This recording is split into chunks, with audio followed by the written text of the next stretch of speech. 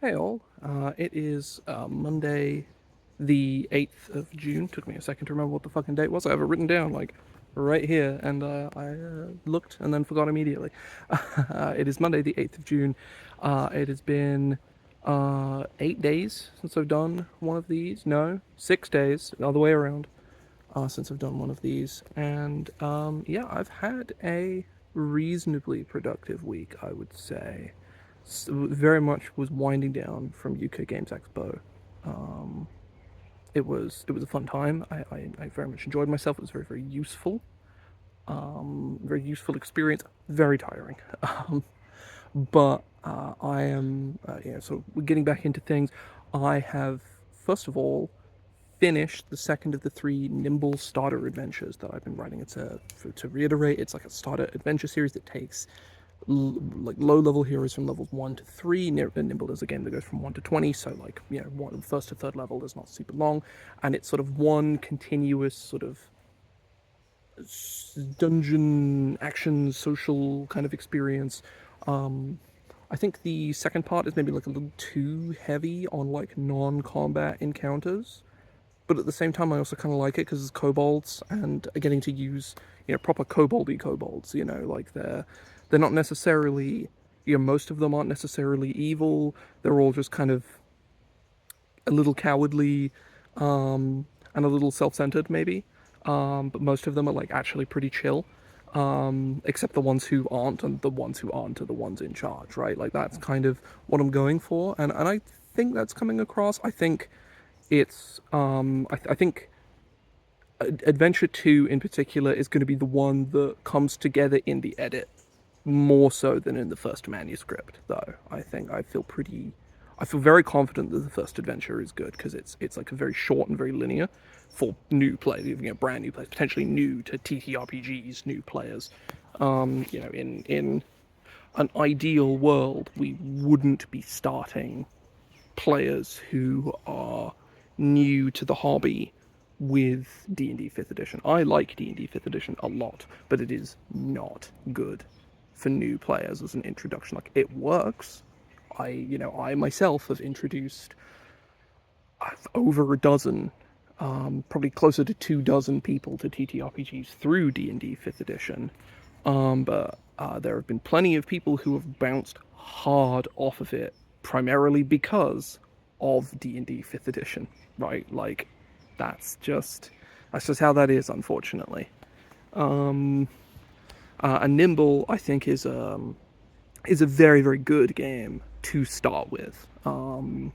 It's a very good game to start with. It has the sort of depth of content to sustain long-term play, but it's also simple enough where basically anybody can play it, which I like. I like a lot. I've talked a bit before about my sort of weird history with Nimble and sort of having being in a position where I'd like written for it professionally multiple times without really understanding it and like what it was. It's like whoa, Nimble, I didn't understand your game kind of experience that I had with it, which was cool. It was really cool. Um, but there's birds. I'm under a tree right now, so many trees. It's raining, so I'm mostly undercover here. But yeah, that adventure is done. I literally finished that today, but I've been making progress on it over the course of this past week. I'm pretty happy with it, even if I think it needs. It's going to take Evan going through it and um, giving notes on it to see where it like gets to in the end. Um, yeah. Aside from that, I've been working particularly today on Heather and Gauze and Fire. I have a map, and I have navigation and the overall hazard of the adventure, which is this wildfire that has started on the heath. I'm kind of leaning away from having like any like big story stuff going with Heather and Gauze and Fire. I want to keep it like the fire isn't caused by anything. Heath fires just fires just happen. Bad fires, wildfires just happen. They often do have a cause, but they're very rarely started intentionally. That's for sure.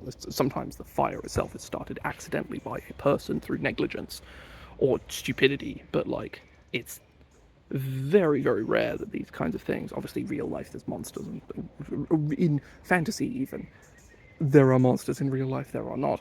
There are just stupid people for the most part. But yeah, I'm kind of leaning away from having like a big overarching villain or anything. I was kind of like, I kind of like the idea of having that.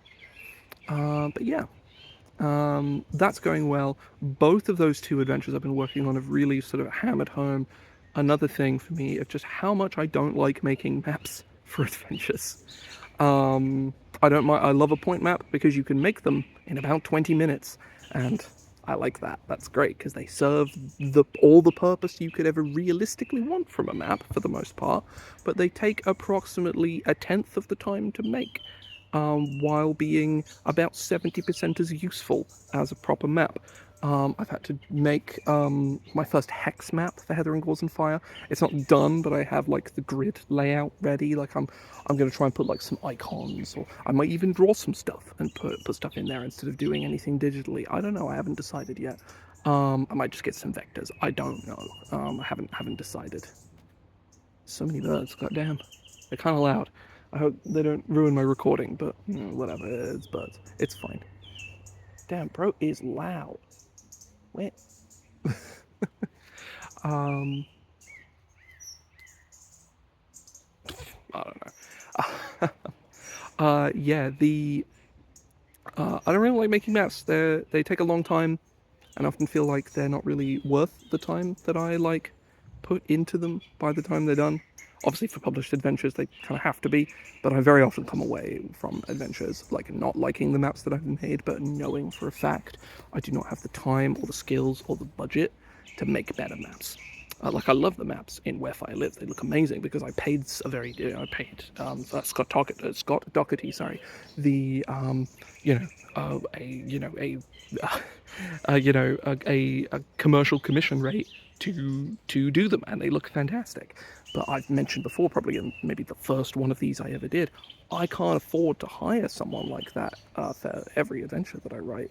In fact, with hindsight, I couldn't have really, if I did, it wasn't wise for me to pay him to do Where Fire Lives, because I don't think I have yet made back on my investment of that money. I really don't think I have. I'd have to look if I'm probably fairly close to making back on my investment, but like my adventures don't sell very well. Like, yeah, I really can't stress that enough. They don't sell very well, as much as I like writing them. The vast majority of my income from doing this is from residual sales from print 5e books on the Guild, from things like Esmeralda's Guide to Ravenloft and Arcana Esoterica and Dritz's Travel, the two Dritz's Travelogue of Everything books I did with Lucas Anderson. Those are and then obviously writing and freelance writing and editing work is like those make up like 80% of the money that I make. Selling literally anything else I've ever made makes up the remaining 20%, if that. The ratios are probably even less favourable than that, frankly. But that's just kind of how it is you got to keep sort of trucking away. I need to get better at marketing. I need to, know more people. Me and AJ are going to a conference of TTRPG creators and potentially some board game people. I can't remember. In London in a couple of weeks. It's just like a day convention or like conference thing. I don't really know what to expect from it, honestly, but and traveling to London is never fun because it's probably going to involve driving for an hour and a half and then sitting on the tube for another hour just to get where we're going, because it's in like the middle of London. Like it's in like it's in what the fuck is it called? I don't remember the district of London, but it's near St Pancras Station. Like it's like right in the middle of London. I don't remember. I don't remember the name of the district. I don't know London nearly well enough to. It begins with a C, I think. But yeah, otherwise, this week I have been working a little bit on my sort of OSR-ish game, Wonder God. I made like a big decision about the spells in the game that I really like. Is I was initially going to do 1 to 9 casting as in, as is in, you know, AD&D basically. Like spells leveled 1 to 9, and I've decided not to do that. I am doing spells leveled or tiered as they are, because I don't want spell levels and character levels to use the same term because it's confusing to people.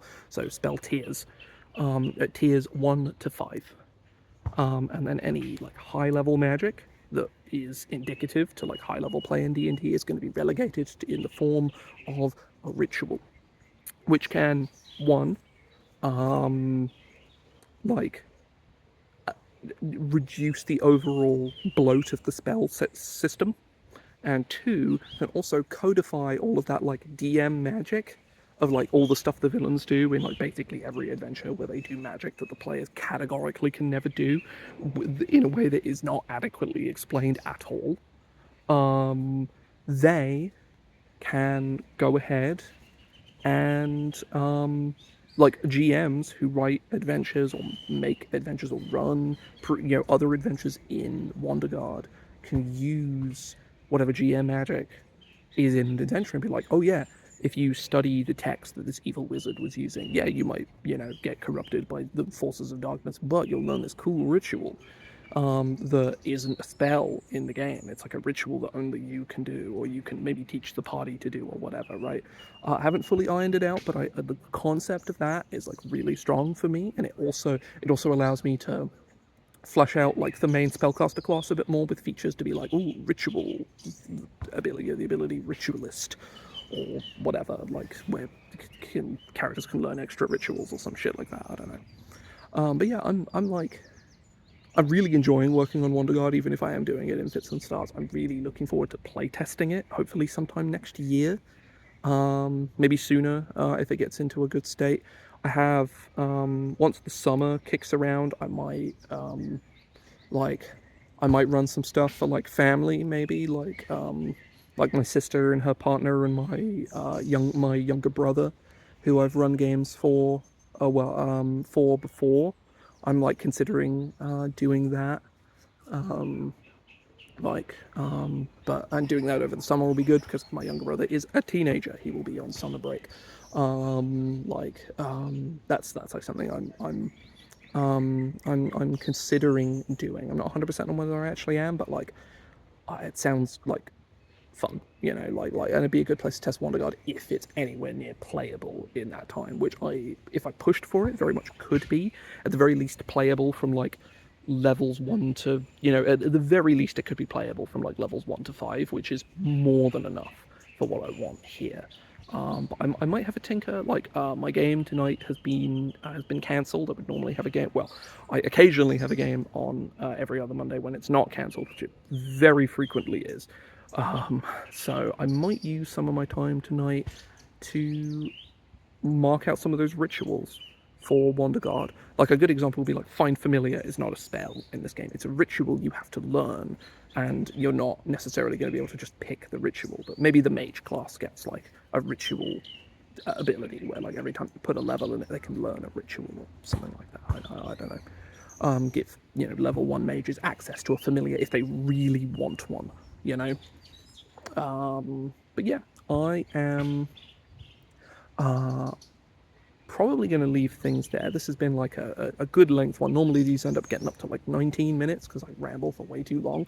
And even talking about Wanderguard for 5 minutes has not dragged this on too long. So I'm going to head out and go do some shopping and then go home and eat.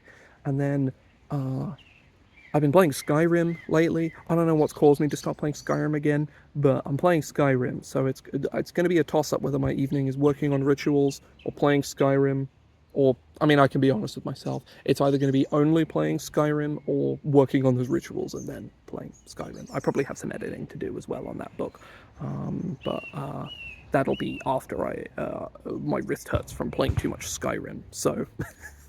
Yeah, I'm gonna head off here. Hope folks have a good week, and that my recording wasn't ruined by birds and somebody kicking a football around like right over there. Um, but yeah, I will hopefully be doing one of these next week. I will speak to you all then. See ya.